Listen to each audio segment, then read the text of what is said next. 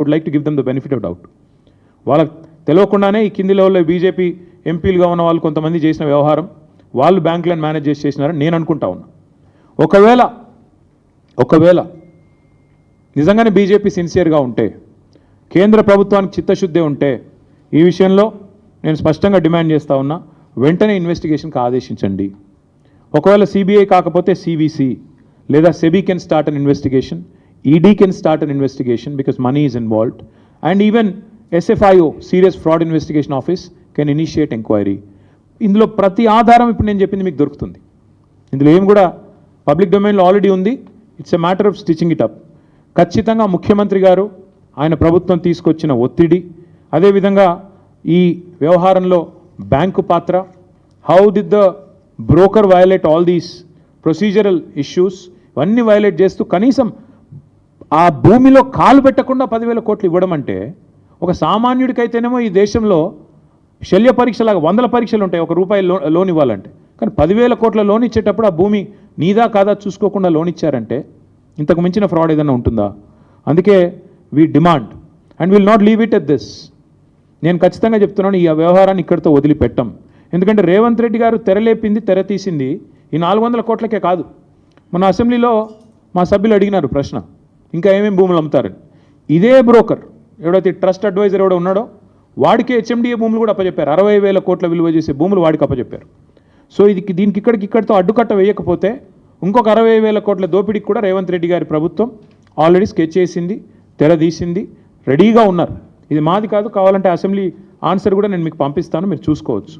60,000 కోట్ల విలువ చేసే HMDA భూములను కూడా ఇదే బీకన్ ట్రస్టీషిప్, అదేవిధంగా ఆ ఫ్రాడ్ ట్రస్ట్ అడ్వైజర్ ఎవరు ఉన్నారు వాళ్ళిద్దరిని కూడా మరి అప్పజెప్పి వాళ్ళ ద్వారా దోపిడీకి పాల్పడే ఆలోచనలో రేవంత్ రెడ్డి ప్రభుత్వం ఉంది. We demand that union finance ministry ask RBI to investigate this matter. వెంటనే సీరియస్ ఫ్రాడ్ ఇన్వెస్టిగేషన్ ఏజెన్సీ దిగాలి ఇందులోకి. SEBI also should focus on this. 100% ఈ beacon trusteeship and trust investment అనే సంస్థలని వెంటనే నిషేధం విధించాలి టిల్ ఫర్దర్ ఎంక్వైరీ.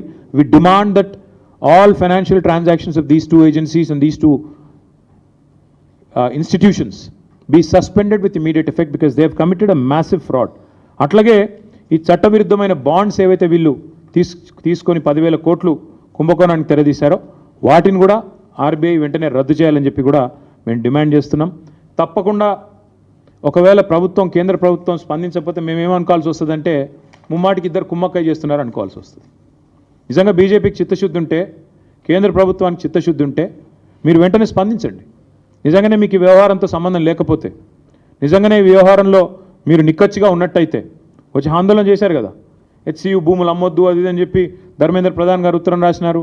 తర్వాత ABVP వాళ్ళు గొడవ చేశారు, తర్వాత ఎమ్మెల్యేలు కూడా అరెస్ట్ అయ్యారు బీజేపీ వాళ్ళు. మరి if you are serious then immediately call for an enquiry. లేకపోతే ప్రజలు ఖచ్చితంగా ఇద్దరు కలిసే చేస్తున్నారు ఇది అనుకునే ప్రమాదం ఉంది. అందుకే this letter details out everything. నేను బీజేపీ ఎంపీ గారు అంటున్నాను, పేరు చెప్పట్లేదని మీ వాళ్ళు కొంతమంది క్వశ్చన్ మార్క్ ఫేస్ పెట్టున్నారు. వారికి నేను చెప్పేది ఏమంటే, ఆ ఎంపీ గారికి రేవంత్ రెడ్డి గారు కొన్ని లాభాలు చేయబోతున్నారు. చేసిన తర్వాత క్విడ్ ప్రో కో ఏంటిని నేను ఎస్టాబ్లిష్ చేస్తూ మీ ముందుకు వస్తాను. So till such time we are demanding, and if government does not respond I'm going to a court. ఖచ్చితంగా కోర్టుకి పోతాము. మేము స్వయంగా అవసరమైతే పోయి ఫైనాన్స్ మినిస్టర్ని, ప్రైమ్ మినిస్టర్ని కూడా అవసరమైతే కలిసి రాజ్యసభలో కూడా ఈ అంశం లేవనెత్తి, లోక్సభలో కూడా లేవనెత్తి, తప్పకుండా లోక్సభలో కూడా మా ఫ్రెండ్లీ పార్టీస్ ద్వారా లేవనెత్తి తప్పకుండా ఈ అంశం ప్రభుత్వ దృష్టికి, ప్రజల దృష్టికి తీసుకుపోయే బాధ్యత మాది. ఏమంటారు? ఒక నిమిషం. Apex committee had come to determine whether or not, apex కమిటీకి మేము డీటెయిల్డ్గా నేను హరీష్ రావు గారి నేతృత్వంలో, సబితా గారి నేతృత్వంలో, RS ప్రవీణ్ కుమార్ గారు, ఇంకా ఇతర పెద్దలందరూ, శ్రవణ్ గారు అందరూ పోయి చాలా వివరంగా చాలాసేపు చాలా విషయాలు చెప్పారు. అందులో ఎట్లా ప్రభుత్వం ఎందుకంటే నేను వచ్చిన apex committee chairman is an IFS officer, forest service officer. వారు వచ్చింది ఎన్వైర్న్మెంట్ యాంగిల్లో. అందుకే నేను అక్కడ ఫైనాన్షియల్ ఫ్రాడ్ గురించి వారికి చెప్పలేదు. వారు వచ్చింది కేవలం సుప్రీంకోర్టు గ్రీన్ బెంచ్ చేసిన కమిటీ, అది ఎంపవర్డ్ కమిటీ. అందుకే వారికి నిన్న చెప్పింది ఏంటంటే, అక్కడ జరిగిన పర్యావరణ హననం, ఎట్లా జింకలు చంపేశారు, ఎట్లా 100 ఎకరాలు దొడ్డిదారిన దొంగదారిన తమది కాని భూమిలో చొరబడి దొంగల్లాగా ప్రభుత్వం చేసింది, ఇదంతా కూడా చెప్పాము. చాలా detailed note. In fact it was appreciated. This morning I got a message from a lawyer, senior lawyer, saying అద్భుతంగా ఒక లాయర్ రాసినట్టు రాసినారు మీ రిప్రజెంటేషన్ కూడా అని. So that's how competent representation it was to the committee. అది నిన్న చేశాము. ఈరోజు నేను బయట పెడుతుంది ఆర్బీఐ కానీ ఇంకో సీరియస్ ఫ్రాడ్ ఇన్వెస్టిగేషన్ ఏజెన్సీ కానీ వాళ్ళు వెంటనే ఇన్వాల్వ్ అయ్యే విధంగా పూర్తి డీటెయిల్స్తో ఈ లెటర్ నేను వారికి పంపుతాను.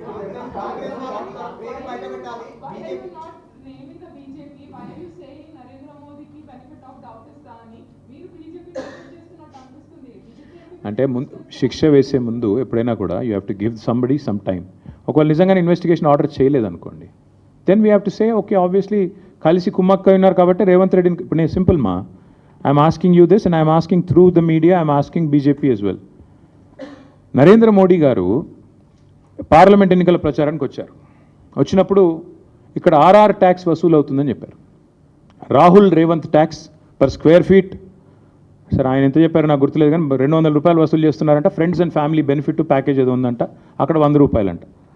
అది జరుగుతుందని మోడీ గారు చెప్పారు ప్రధానమంత్రి. వచ్చిన తర్వాత మరి ఇప్పటికీ పార్లమెంట్ ఎలక్షన్స్ అయిపోయి దాదాపు సంవత్సరం అయినట్టుంది, జీరో యాక్షన్. అమృత్ స్కామ్లో రేవంత్ రెడ్డి గారి బావమరిదికి డైరెక్ట్గా 1137 కోట్లు, Amrit is central government scheme, డబ్బులు దారి మళ్లించారు, తప్పుడు పని చేశారని చెప్పి నేను ఆధారాలతో సహా యూనియన్ అర్బన్ డెవలప్మెంట్ మినిస్ట్రీకి నేను పోయి కంప్లైంట్ చేశాను, మనోహర్ లాల్ ఖట్టర్ గారికి, జీరో యాక్షన్. అట్లాగే ఈరోజు ఈడీ పొంగులేటి శ్రీనివాసరెడ్డి గారు తెలంగాణ రెవెన్యూ మినిస్టర్ ఇంటి మీద రైడ్ అయితే ఇప్పటికి దాదాపు 6 నెలలు అయింది. ఈడీ మాట్లాడదు,